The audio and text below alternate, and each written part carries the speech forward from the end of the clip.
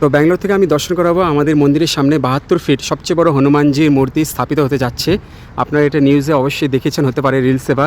তো আমি আপনাকে সামনের থেকে আজকে দেখাবো লাইভ যে আমাদের হনুমানজি, এটা অনেক বছর ধরে মানে 2 বছর ধরে কনস্ট্রাকশন চলছিল। আজ এই জাস্ট 3-4 দিন আগেই মানে উদ্ঘাটন হয়েছে, হনুমানজি পুজো হয়েছে। তো বাস এখানে রুফিং চলছে, কিছু কাজ বাকি আছে, এখনও কাজ সম্পূর্ণ হয়নি।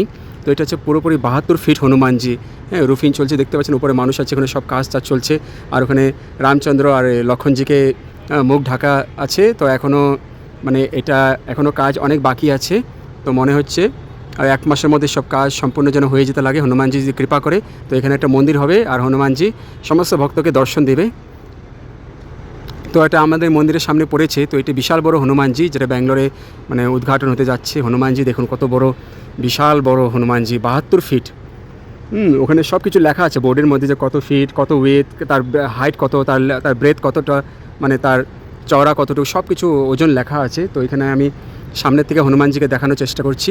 অনেক দিন আগে ভাবছিলাম দেখাবো, কিন্তু আমি ভাবলাম যখন হনুমানজি দাঁড়িয়ে পড়বে তখনই আমি এটা দেখালে বেশি ভালো হবে। তো এখনও রুফিং বাকি আছে। সকলে এটা দেখবেন সবাই, এবং যত পারলে শেয়ার করুন, শেয়ার করলে যাতে সবাই দেখতে পারবে। এটা ব্যাঙ্গালোর থেকে হনুমানজি দর্শন করুন, সবচেয়ে বড় হনুমানজি দর্শন করুন। জয় বজরংবলী, জয় সীতারাম হনুমান, জয় শ্রীরাম ভক্ত হনুমান। কেমন লাগলো সবাই বলুন আমাকে। জয় শ্রীরাম।